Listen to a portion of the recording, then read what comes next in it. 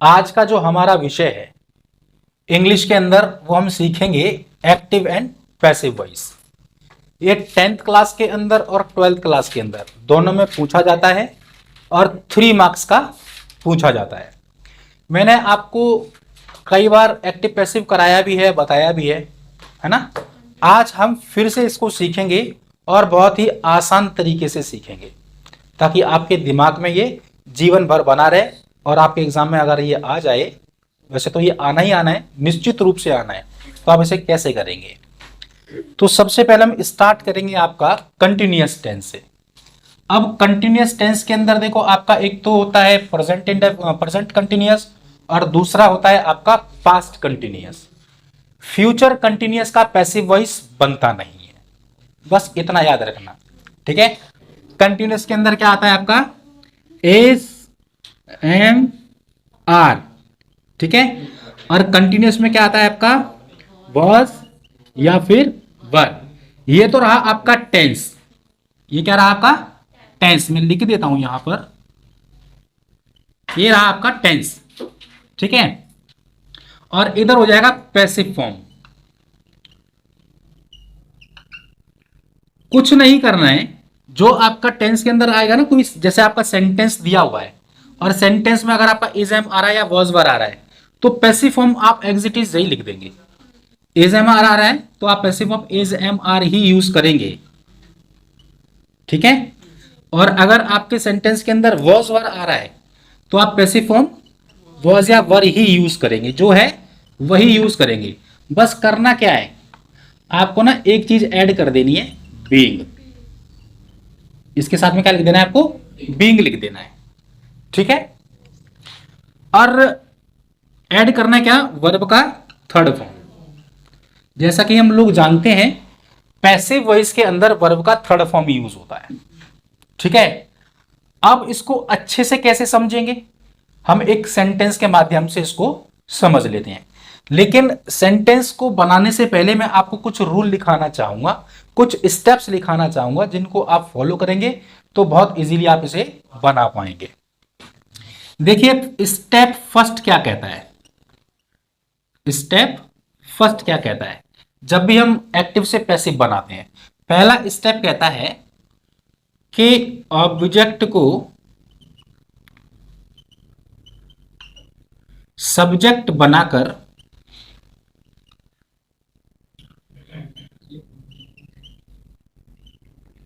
वाक्य की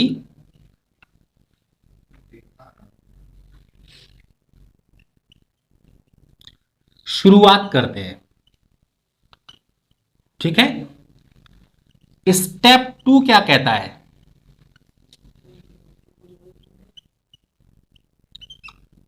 टेंस के अनुसार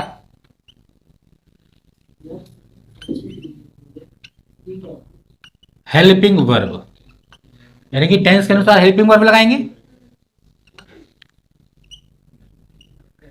स्टेप थर्ड क्या कहता है, वर्ब की थर्ड फॉर्म, वर्ब की। और स्टेप 4 क्या कहता है,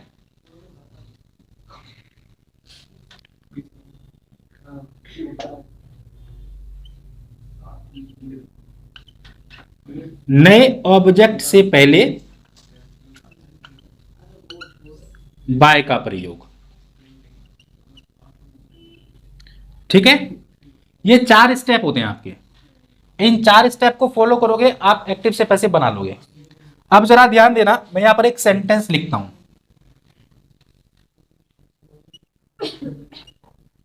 राजू वॉज रीडिंग बुक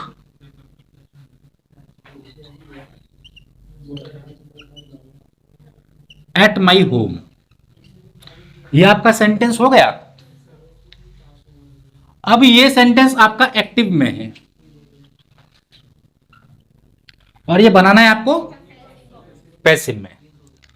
अब यहां पर देखो, हम इन 4 स्टेप्स को फॉलो करेंगे। अब इन 4 स्टेप्स को फॉलो करने के लिए जो आपका स्टेप फर्स्ट है वो क्या कहता है, ऑब्जेक्ट को सब्जेक्ट बनाकर वाक्य की शुरुआत करते हैं, ठीक है। अभी इस सेंटेंस के अंदर हमको ऑब्जेक्ट ढूंढना है, तो वो ऑब्जेक्ट कहां मिलेगा? तो मैं एक नोट लिखा देता हूं जिससे आपको याद बना रहे। वर्ब के बाद तथा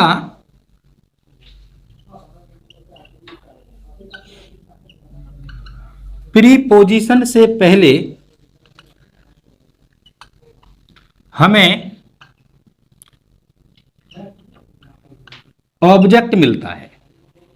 बात समझ में आ गई? मैंने क्या लिखा? वर्ब के बाद और प्रीपोजिशन से पहले। तो अब इस सेंटेंस के अंदर आप देखो, रीडिंग हमारा वर्ब हो गया और एट हमारा प्रीपोजिशन हो गया। तो वर्ब के बाद और प्रीपोजिशन से पहले जो भी आपको मिलेगा वो आपका ऑब्जेक्ट होगा। इतनी बात समझ में आ गई आप लोगों को? अच्छे से आ गई होगी। अब करना क्या है? स्टेप फर्स्ट पे दोबारा से आओ। ऑब्जेक्ट को सब्जेक्ट बनाकर वाक्य की शुरुआत करते हैं। अब यानी कि जो ये ऑब्जेक्ट है हमारा बुक, ये सब्जेक्ट की जगह पर आ जाएगा। ठीक है, द बुक। इतनी बात समझ में आई? फिर हमारा दूसरा स्टेप कहता है कि टेंस के अनुसार हेल्पिंग वर्ब। ठीक है, अभी मैंने क्या बताया था आपको? एक तरफ ये टेंस की फॉर्म्स हैं और एक तरफ ये पैसिव फॉर्म्स हैं। ठीक है, मैंने कहा कि अगर आपका सेंटेंस में इज एम आर अगर आता है तो पैसिव फॉर्म भी आप इज एम आर ही लिखेंगे। सेंटेंस में अगर वॉज वर आ रहा है तो आप पैसिव फॉर्म भी वॉज वर ही लिख देंगे, लेकिन साथ में एक चीज जोड़ देंगे, बी। तो इधर देखो, आप वॉज आ रहा है ना, तो मैंने कहा था कि जब सेंटेंस के अंदर वॉज या वर आए तो पैसिव फॉर्म भी वॉज या वर लिखा जाएगा। अब यहां पर द बुक, अब इस बुक के अकॉर्डिंग या तो आपका वॉज आएगा या फिर वर। तो आप जानते ही हैं सिंगुलर नाउन के साथ वॉज यूज किया जाता है, प्लूरल के साथ वर यूज किया जाता है। तो बुक के अकॉर्डिंग हो जाएगा वॉज। मैंने कहा था साथ में एक चीज ऐड कर देनी है, बीइंग। तो यहां लिख देंगे आप बीइंग। इतना समझ में आया? उसके बाद में आप देखेंगे स्टेप थर्ड क्या कहता है? वर्ब की थर्ड फॉर्म, यानी कि जो भी यहां वर्ब दिया गया है उसे थर्ड फॉर्म में चेंज कर देंगे। अब जो रीड है, रीड का थर्ड फॉर्म क्या होता है? रीड ही होता है। ठीक है, इसके बाद फिर आप आ जाओ स्टेप 4 में। क्या कहता है? नए ऑब्जेक्ट से पहले बाय का प्रयोग। कहने का मतलब ये हुआ, जब हम ऑब्जेक्ट का सब्जेक्ट बनाते हैं, ठीक है, तो हमें जो सब्जेक्ट दिया हुआ है, अब इसमें सब्जेक्ट कौन है? राजू। तो इस सब्जेक्ट का हम क्या करेंगे? ऑब्जेक्ट बना देंगे। ठीक है, जैसे ऑब्जेक्ट का सब्जेक्ट बना रहे हैं ना, तो सब्जेक्ट का ऑब्जेक्ट भी बनाया जाता है। लेकिन यहां पर लिखा क्या गया है? नए ऑब्जेक्ट से पहले बाय का प्रयोग करते हैं। अब जब आप इस सब्जेक्ट का ऑब्जेक्ट बनाएंगे तो उससे पहले यहां बाय लिख लेंगे। अब नाम है राजू, राजू का ऑब्जेक्ट बनाएंगे तो राजू रहेगा ना, काजू तो हो नहीं जाएगा, राजू रहेगा। अब जो भी हमारा रेस्ट ऑफ सेंटेंस बचा हुआ है उसे हम आगे जोड़ देंगे। At my home. समझ में आ गया? अच्छे से आ गया? अच्छा, अब एक चीज देखो, जहां पर मैंने वॉज लिखा हुआ है, सपोज अगर यहां पर इज आता तो पैसिव फॉर्म हम क्या करते हैं? हमें पता है कि इज एम आर को हम इज एम आर भी रहने देते, है ना। तो यहां पर बुक के अकॉर्डिंग क्या जाता? इज आ जाता और बीइंग आता, क्योंकि लिखा हुआ है चाहे इज एम आर है चाहे वॉज वर, हमें पैसिव फॉर्म में वही लिखना होता है, साथ में बीइंग जोड़ देते हैं। ये चीज आपको अच्छे से समझ में आ गई होगी। ठीक है, अब ये तो हो गया आपका कंटिन्यूअस वाला केस। अब मैं आपको बताऊंगा परफेक्ट वाला केस। ठीक है, कि परफेक्ट वाले केस में हम लोग क्या करते हैं।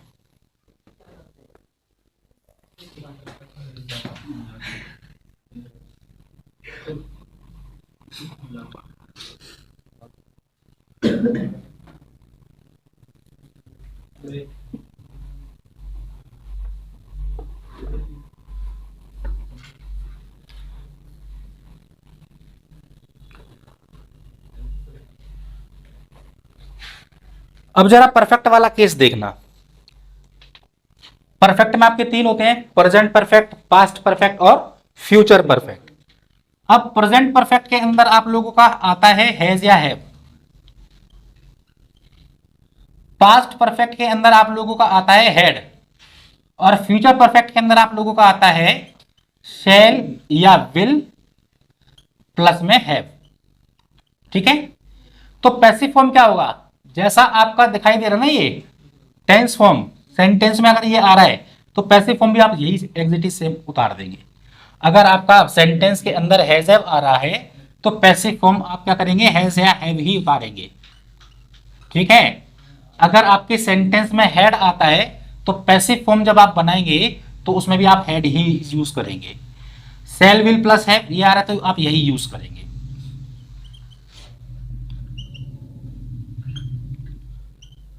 लेकिन इनके साथ एक चीज आपने ऐड कर देनी है, और वो ऐड क्या करेंगे, बीन। और जैसा कि हमें मालूम है वर्ब का थर्ड फॉर्म यूज होता है पैसिव फॉर्म में।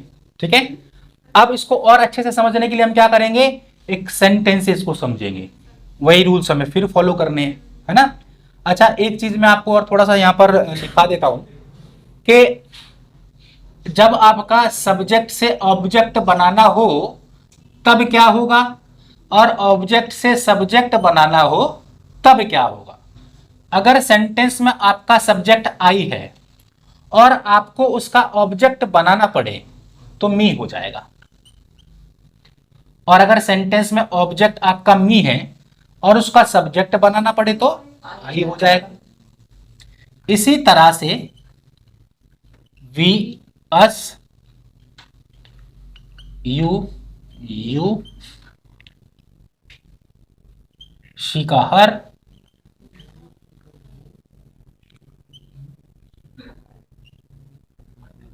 ही का हिम।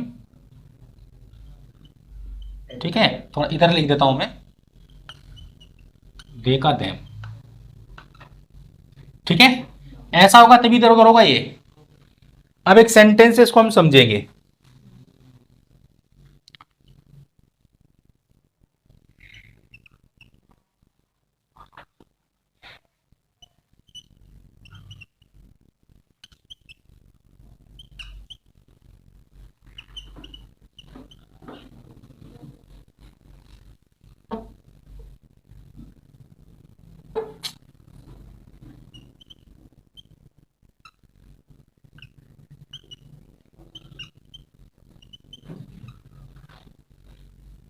मैंने एक सेंटेंस लिखा कि I had deposited the cash into the bank.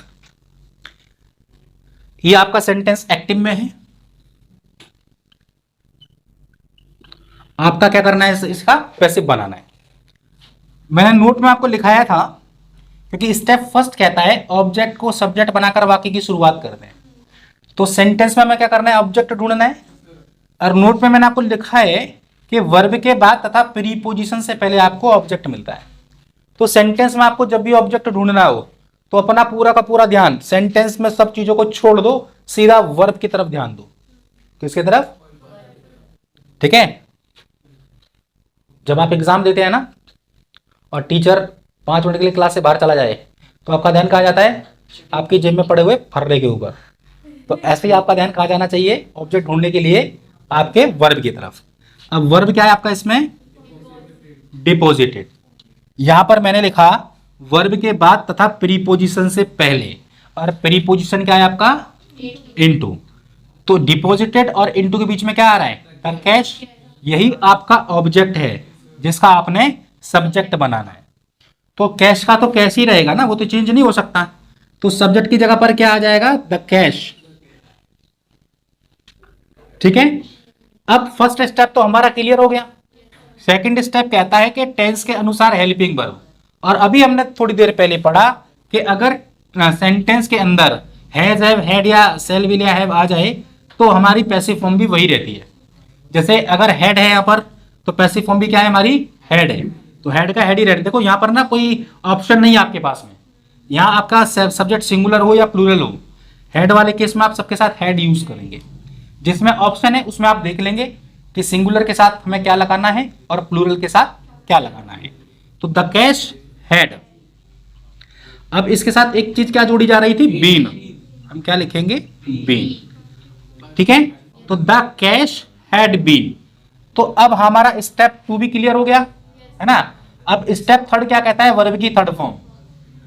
अब एक चीज याद रखना आप हमेशा कि जब भी आपका परफेक्ट टेंस आता है, चाहे वो प्रेजेंट का परफेक्ट हो, पास्ट का परफेक्ट हो या फ्यूचर का परफेक्ट, उसमें ऑलरेडी वर्ब की थर्ड फॉर्म आती है।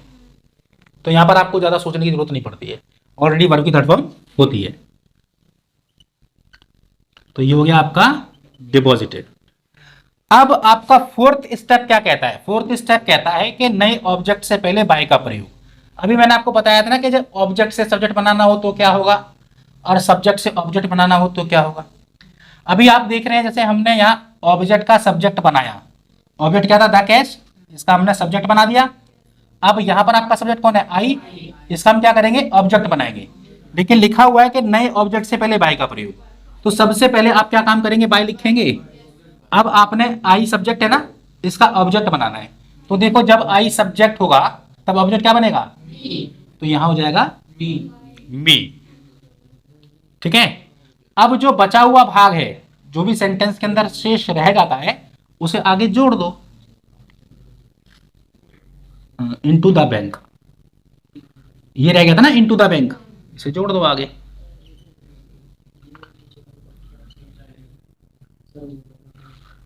अच्छे से समझ में आ गया होगा आप लोगों को कि कैसे बना। ठीक है। अच्छा, सबसे पहले मैंने आपको बताया कंटिन्यूअस वाला केस, और फिर मैंने आपको बता दिया परफेक्ट वाला केस। अब मैं आपको इंडेफिनेट वाला केस बताऊंगा। ठीक है। इंडेफिनेट वाला केस इसलिए बताऊंगा कि वो सेपरेट सेपरेट बताना पड़ेगा। ठीक है।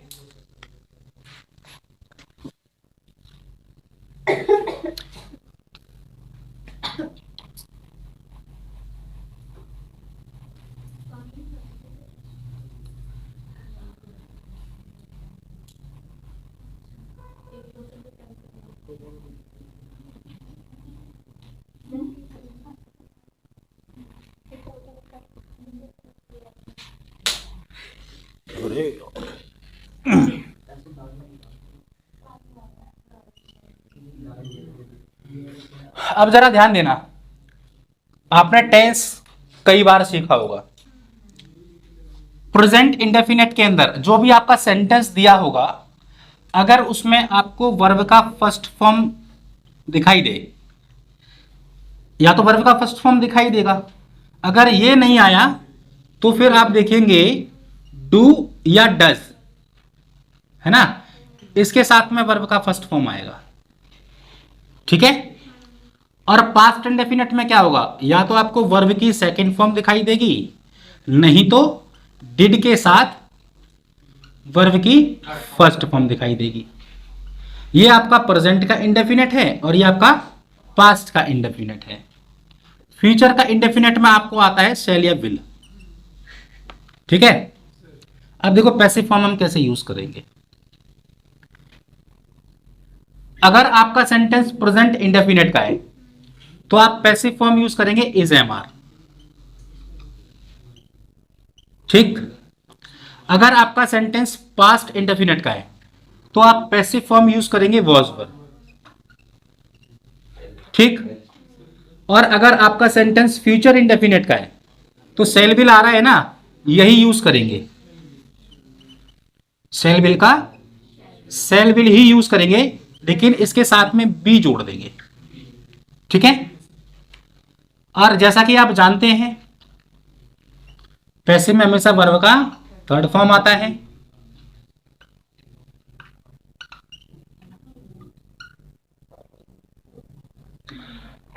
अब हम सेंटेंस के माध्यम से एक एक करके समझेंगे कि मालूम कैसे करेंगे कि कोई सेंटेंस प्रेजेंट इंडेफिनेट का है या पास्ट इंडेफिनेट का है या फिर फ्यूचर इंडेफिनेट का।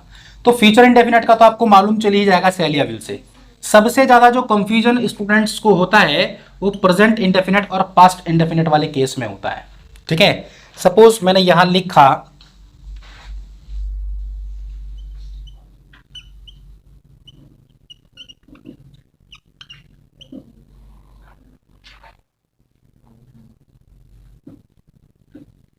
राधा डज नॉट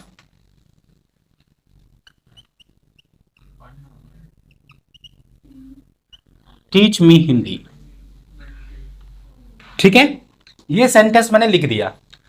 अब आपने करना क्या है, पैसिव बनाने से पहले आपको ये भी तो देखना पड़ेगा ना टेंस है कौन सा ये। तो जैसा कि आप देख रहे हैं यहाँ पर डज यूज हो गया हेल्पिंग वर्ब के रूप में। तो आपने देखा कि जब हेल्पिंग वर्ब के रूप में डू या डज आएगा तो आप समझ जाएंगे वो प्रेजेंट इंडेफिनिट से है, तो मैं passive form is am are लगाना है। ये तो बड़ा इजी हो गया है ना। तो इसको हम कैसे बनाएंगे, वही रूल फिर से फॉलो करेंगे। मैंने कहा था कि वही वर्ब के बाद और प्रीपोजिशन से पहले हमें ऑब्जेक्ट मिलता है। तो अब जरा ध्यान देना, अब इसके अंदर आगे लिखा है मी, हिंदी का ही प्रीपोजिशन तो आ ही नहीं रहा है। तो आप क्या करेंगे, सीधा फोकस कहाँ कर देंगे, अपना वर्ब के बाद जो भी आएगा। तो यहाँ पर ऑब्जेक्ट क्या आ रहा है, मी आ रहा है। अब इस मी का क्या करेंगे, आप सब्जेक्ट बना दो। जब मी का हम सब्जेक्ट बनाएंगे तो देखो लिखा है ना मी का सब्जेक्ट बनाएंगे तो क्या आ रहा है, आई आ रहा है। तो यहाँ हो जाएगा आई। इस डू या डज से हमको मालूम चला सेंटेंस प्रेजेंट इंडेफिनिट का है, तो passive form is am are आएगा। तो आई के अकॉर्डिंग क्या आना चाहिए, एम। सेंटेंस नेगेटिव है, नॉट आ रहा है, तो आप भी यहाँ नॉट यूज करेंगे। ठीक है, अच्छा ये ध्यान रखना कि सेंटेंस नेगेटिव तो नेगेटिव बना देंगे, इंट्रोगेटिव है तो इंट्रोगेटिव बना देंगे। जैसा सेंटेंस होगा उसी तरीके से आपको पैसिव भी बनाना है। तो आई एम नॉट है ना। अब उसके बाद में लिखा हुआ है देखो, तीसरा स्टेप है वर्ब की थर्ड फॉर्म का। तो टीच का थर्ड फॉर्म हो जाएगा टॉट। फिर क्या कहता है चौथा स्टेप, नए ऑब्जेक्ट से पहले बाय का प्रयोग। तो यहां लिखेंगे बाय और यहां सब्जेक्ट कौन था, राधा। ठीक है, अब राधा का हम ऑब्जेक्ट बनाएंगे तो राधा का राधा ही रहेगा ना, नाम तो बदलेगा नहीं। अब रेस्ट ऑफ सेंटेंस क्या बचा, हिंदी बचा खाली, इसे आगे जोड़ दो। क्लियर हो गया अच्छे से। अच्छा, अब प्रेजेंट इंडेफिनिट में आपको एक और सेंटेंस बताऊंगा। ठीक है, पहले मैं आपको एक पास्ट इंडेफिनिट का एक सेंटेंस बता दूं। ठीक, अगर यहाँ पर डज नॉट की जगह डू नॉट अगर होता तो भी आप समझ ही जाते प्रेजेंट इंडेफिनिट का है, आपने passive form is am are लगाना है।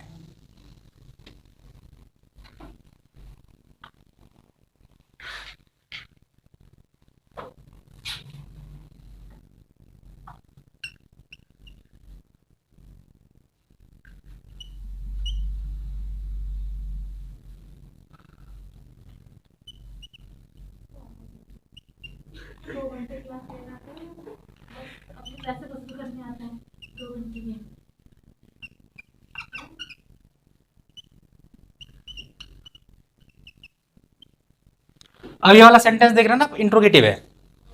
Did they call you at my home yesterday. अब आपने देखा सेंटेंस के अंदर देखो डिड आ रहा है ना। तो पास्ट इंडेफिनिट के अंदर हम पहचान कैसे करेंगे सेंटेंस की, या तो आपका वर्ब का सेकंड फॉर्म आना चाहिए या फिर डिड के साथ फर्स्ट फॉर्म। तो देखो डिड तो ये रहा, अब फर्स्ट फॉर्म आ रही है कॉल, है ना। तो वैसे तो आप डिड से ही पहचान लेंगे, डिड आ रहा है मतलब पास्ट इंडेफिनिट का सेंटेंस है, तो आपने पैसिव फॉर्म क्या यूज करनी है, वॉज या वर। अब देखो ये इंट्रोगेटिव है ना, तो सेंटेंस भी आपको इंट्रोगेटिव, पैसिव भी आपको इंट्रोगेटिव ही बनाना है। वही स्टेप फिर से यूज करेंगे हम। फर्स्ट स्टेप कहता है कि ऑब्जेक्ट को सब्जेक्ट बनाकर वाक्य की शुरुआत करते हैं। ऑब्जेक्ट कहां मिलता है, वर्ब के बाद प्रीपोजिशन से पहले। वर्ब है आपका कॉल, प्रीपोजिशन है एट, ऑब्जेक्ट क्या हो गया, यू। तो यू क्या होगा, दी की जगह पर आ जाएगा। तो यू का जब ऑब्जेक्ट सब्जेक्ट बनाएंगे तो यू ही रहेगा ना। लेकिन आप देख रहे हैं कि पहले क्या है, हेल्पिंग वर्ब है। तो अब आप क्या करेंगे, जो पैसिव फॉर्म होगा वो सब्जेक्ट से पहले आप यूज करेंगे। पैसिव फॉर्म क्या है, वॉज या वर। तो यू के अकॉर्डिंग क्या आना चाहिए, वर। तो आप क्या करेंगे, यहां पहले वर लिख देंगे। ठीक है, अच्छा आपका स्टेप फर्स्ट भी हो गया, स्टेप सेकंड भी हो गया, स्टेप थर्ड कहता है वर्ब की थर्ड फॉर्म। अब जो कॉल है इसका थर्ड फॉर्म हो जाएगा कॉल्ड। चौथा स्टेप कहता है नए ऑब्जेक्ट से पहले बाय का प्रयोग। तो आप सबसे पहले बाय लिखो। आप सब्जेक्ट की जगह पर कौन था, दे। इसका जब ऑब्जेक्ट बनाएंगे तो देखो मैंने लिखा था दे का जब ऑब्जेक्ट बनेगा तो देम हो जाएगा। अब जो बचा हुआ है सेंटेंस यहां से लेकर यहां तक बचा हुआ है ना, इसे आगे जोड़ दो, एट माई होम यस्टरडे। समझ में आ गया अच्छे से। तो अब जब सेंटेंस के अंदर डू डज आ जाए या डिड आ जाए तब तो आप उसे पहचान ही लेंगे कि भाई ये पास्ट इंडेफिनिट है या फिर प्रेजेंट इंडेफिनिट है ना। लेकिन अगर हेल्पिंग वर्ब ना आए तब आप कैसे पहचानेंगे, जरा ध्यान देना। उसके ऊपर भी मैं एक सेंटेंस बना देता हूं।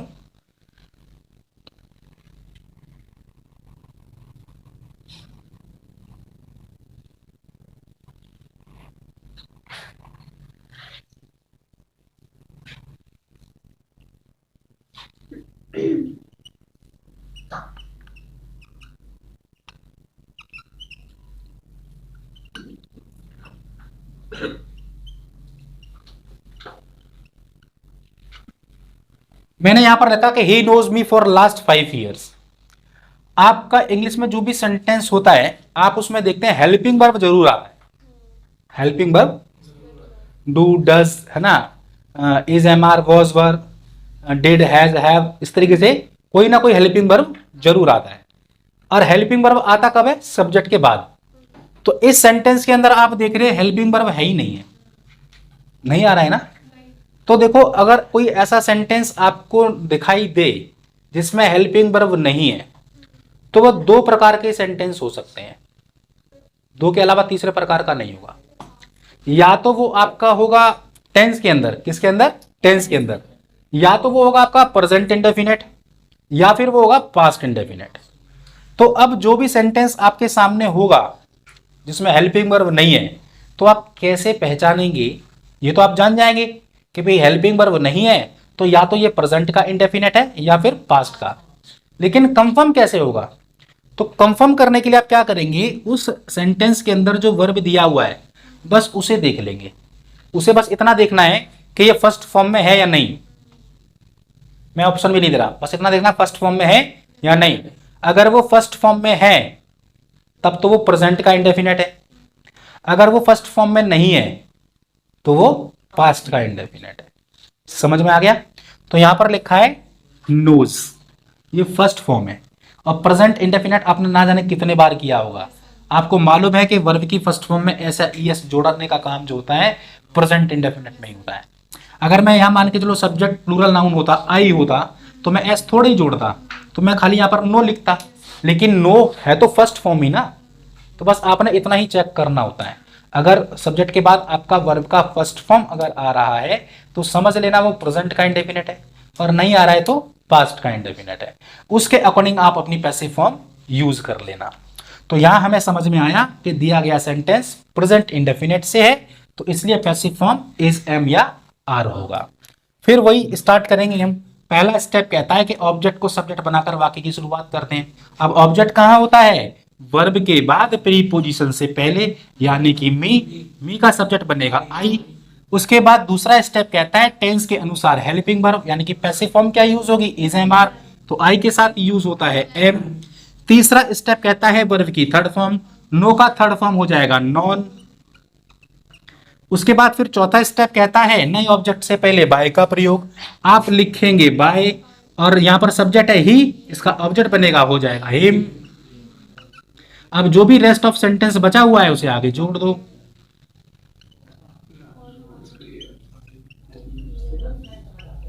क्लियर हो गया? ठीक है। इसी तरीके से अब पास्ट का तो बताने की जरूरत ही नहीं है, समझ में आ गया होगा, है ना। अगर वो फर्स्ट फॉर्म वहां पर नहीं है तो इसका मतलब फिर वो पास्ट इंडेफिनिट है। तब आपको हेल्पिंग वर्ब क्या यूज करनी पड़ेगी? वॉज या फिर वर। ठीक है। और फ्यूचर इंडेफिनिट का भी आपको मालूम ही चल जाएगा। अगर सेंटेंस के अंदर सिर्फ सेल या विल आ रहा है, ठीक है, तो वो फ्यूचर इंडेफिनिट है। तो पैसिव फॉर्म क्या लगाएंगे? सेल या विल ही लगाना है, साथ में बी जोड़ देना है। क्लियर हो गया? तो ये था आपका पैसिव वॉइस। अच्छा, अब इसके बाद थोड़ा सा मैं और बता दूं कि कभी कभार क्या होता है मॉडल्स भी दे दिए जाते हैं। तो मॉडल्स वाले केस में आप पैसिव वॉइस कैसे बनाओगे? प्रोसीजर सारा यही है, बस पैसिव फॉर्म का थोड़ा सा हमें ध्यान रखना होता है।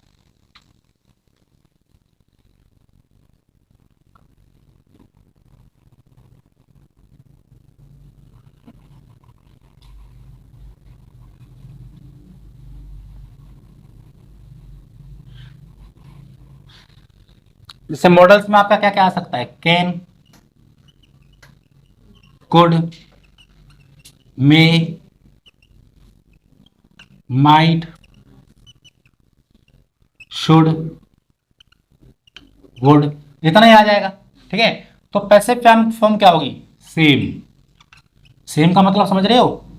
अगर कैन है तो कैन का कैन ही आएगा, कुड है तो कुड का कुड ही आएगा, मे का मे आएगा, माइट का माइट, शुड का शुड और वुड का वुड। बस साथ में एक चीज जुड़ जाएगी बी। क्या जुड़ जाएगा? बी।